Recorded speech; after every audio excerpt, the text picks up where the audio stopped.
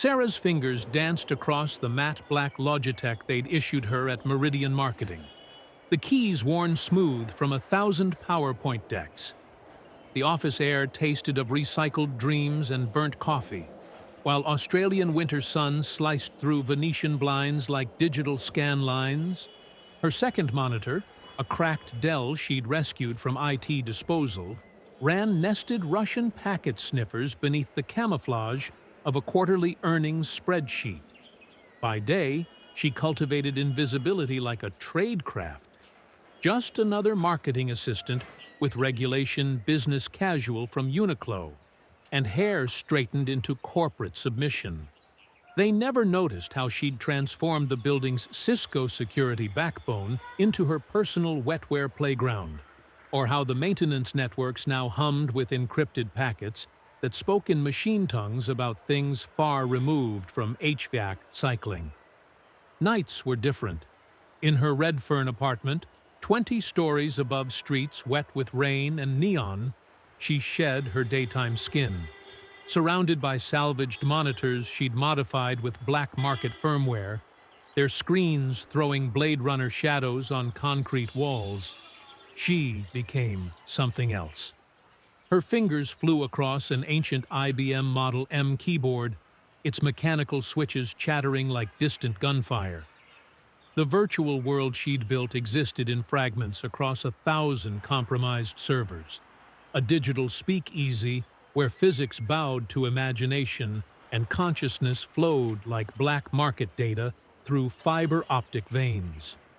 She called it the Heart Protocol, a crystalline chamber crafted from stolen render farm cycles and corporate cloud space, where architecture ignored Euclidean constraints and sound became visible in fractal patterns of light. The DJs she'd recruited, some AI constructs evolved from corrupted Spotify algorithms, some humans broadcasting through anonymized chains of hijacked satellites, kept the frequencies precisely tuned. Bass modulated at 400 hertz, the exact resonance of human consciousness about to break its biological chains. Tonight was different. The final subroutine, written in characters that seemed to squirm and shift on her screen like living things, was complete. Her apartment thrummed with the song of overclocked processors, heat sinks glowing cherry red in the dark. Screens tiled every surface, displaying cascading streams of biometric data. Heart rate, neural patterns, the electric dance of synapses translated into scrolling hex. The VR headset, a modified Valve prototype she'd enhanced with Black Clinic Neuralware, lay on her unmade bed. Its cables twisted like cybernetic kudzu, hungry for connection. Her hands trembled as she broadcast the final message through darknets and encrypted channels. The heart is beating. Follow the sound. She lay down on sheets still damp with tech sweat, the headset settling over her eyes like a lover's touch. The familiar weight of the neural interface pins seeking her occipital jacks felt like coming home. Her fingers, nails bitten to digital anxiety, found the activation sequence on the haptic controller. Reality stuttered, then shattered into pure light. Her consciousness expanded through the networks, like quicksilver through circuit board traces. She felt her meat body's last breath, as distant as a childhood memory.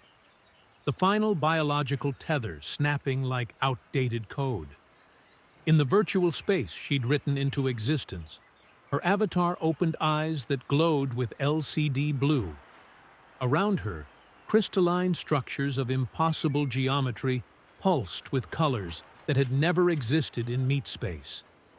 Bass frequencies modulated by AI composers resonated through digital synapses, each beat a packet of pure information.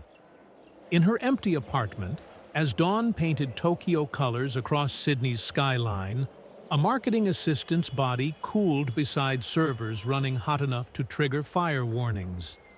But in the Heart Protocol, in the spaces between data packets where reality fragmented and reformed, Sarah danced through neon dreams she'd coded into existence.